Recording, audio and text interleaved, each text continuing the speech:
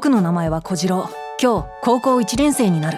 僕のお母さんは病気がちだから家事は僕がやっている。だから家から近いという理由で偏差値32の侍高校に入学したんだ。やる気があれば勉強はどこでだってできるし、人間は学力が全てじゃない。きっとみんなと仲良く楽しく高校生活を過ごせるよね。皆さん入学おめでとうございます。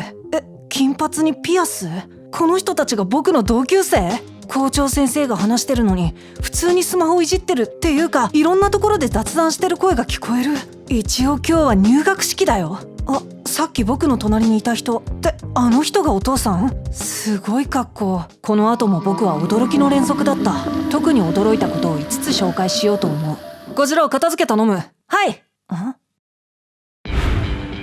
驚いたことその1、学校でタバコを吸う生徒がいる。学校でタバコ？入学してまだ1ヶ月も経ってないのに。吸い殻？というか普通に校庭に吸い殻が落ちている。驚いたことその2、授業中にトランプしたり化粧したりスマホをいじっている人がほとんど。っていうか先生が授業を放り出す時もある。今授業中なのに。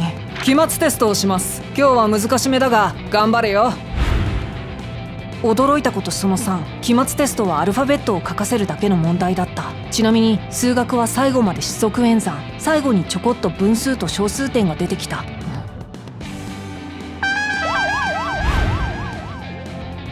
驚いたことその4、学校の周りでうちの生徒が乗るバイクとパトカーがカーチェイスする音がしょっちゅう聞こえてくる。一応授業中のはずなんだけどね。そこのサザエ校生、止まりなさい。驚いたことその5、周辺地域のお店でブラックリストが出回っている。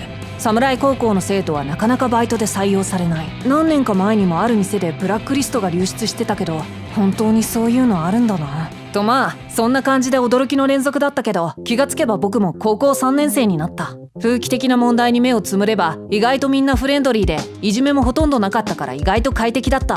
1年生の時には8クラスあったのに、3年になった今は6クラス。つまり2年間で2クラス分の人が留年になったり高校を辞めたりした。でも他の高校でも普通にあることだろうし、これに関しては気にすることではないね。そういえば体育祭や文化祭もなかったな。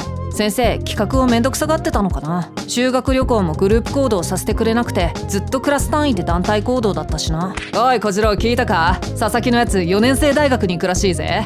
本当に？さすが佐々木くんだね。ちなみに侍高校では4年生大学に行くのは毎年5人くらい。それも全員学校推薦で一般試験で合格したという人の話は聞いたことがない。僕の代ではセンター試験を受けたのも1人だったらしい。僕も1年生の時は勉強頑張ってたんだけどな。みんなとゲーセン行くのが楽しくて全く勉強しなくなって、美容院の専門学校に進学か。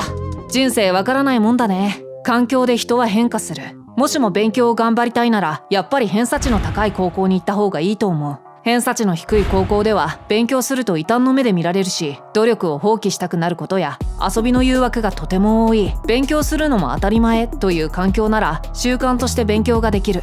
でもここではただ鉛筆を握るだけでも毎回誘惑に打ち勝つ必要があるんだ。自分がしっかりしてれば環境なんて関係ないなんて甘い考えはしない方がいいね。ゲーセン、カラオケ。でも勉強ができるからって必ずしも幸せになれるわけではない。逆もしかりさ。なんだかんだ言っても僕はこの高校に入ってよかったと思うよ。